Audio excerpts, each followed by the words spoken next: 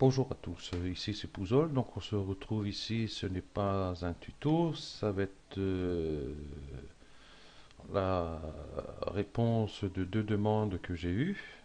Hein. Ici, je cherche un tuto qui explique comment copier-coller une image redimensionnée dans une autre, même en biais, patati patata, issue d'une autre image. Il me demande si c'est possible, donc je vais y répondre à sa demande. Et ici, il cherche à savoir à insérer une image vectorielle, hein, dans une autre pour pouvoir l'ajuster, la forme, la taille, exemple, patati patata.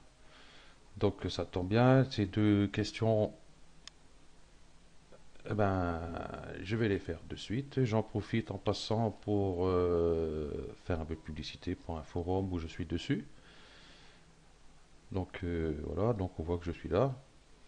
Donc on est quelques graphistes dedans, donc on vous propose pas mal de tutos, hein. Donc ici il y a pour PhotoFiltre, Photoshop, ici GIMP, ici tout ce qui est animation 3D, PaintShop et Discrap.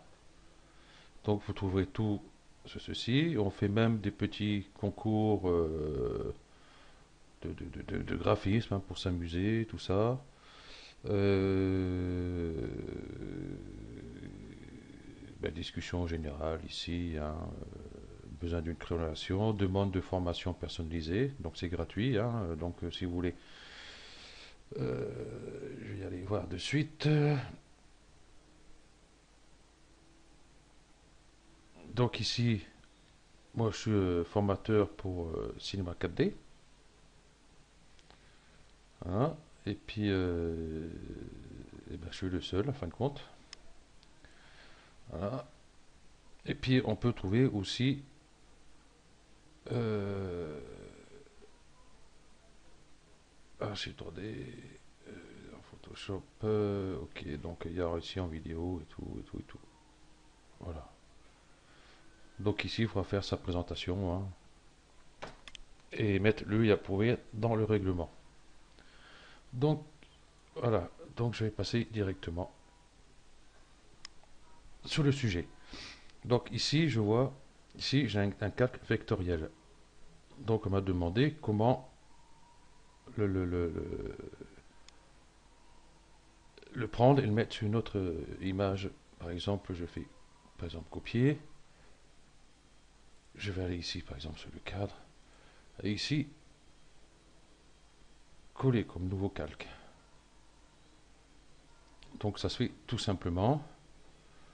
Ou alors, ce qu'on peut faire, on va cliquer ici, hein, avec le clic droit, et convertir en calque raster. Voilà. Donc on peut faire toutes les modifications que l'on veut. Donc ici, je clique sur cet outil-là. Voilà, ça me met ce carré autour. On voit qu'on peut faire une rotation ici pour le mettre, et on peut en même temps le redimensionner comme l'on veut.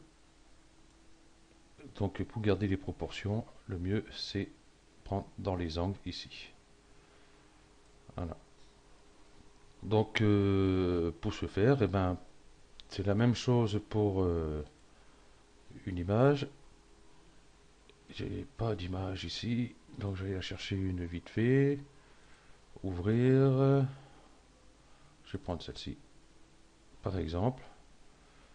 Hein, donc je vais faire un copier. Je vais aller. Non, c'est ici. Ici, je vais le cacher. Et coller comme nouveau calque. Donc nous avons ceci. Donc pour pouvoir le mettre, hein, comme elle m'a demandé, pour remplacer dans un cadre, un écran téléviseur, tout ça, déjà ici on va réduire l'opacité de notre image pour voir le cadre derrière. Voilà. Et là, ici, comme j'ai dit tout à l'heure, on peut redimensionner Ici, par le milieu, on peut le déplacer, lui faire une rotation, comme ça. Donc on s'applique un petit peu.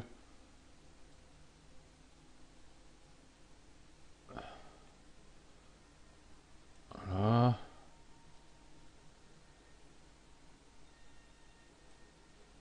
Voilà. Donc la touche entrée. Et veut pas. Donc hop, je clique ici, ça va plus vite. Et on va remonter l'opacité de notre image. Voilà.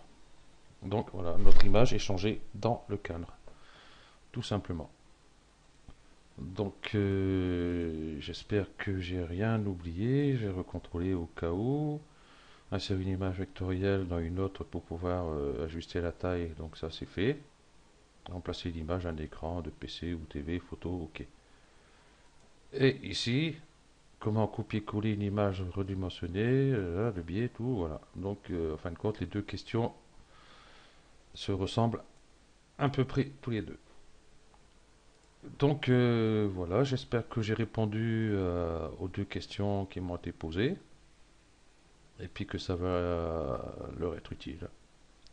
Allez, je vous remercie d'avoir suivi cette explication et à bientôt.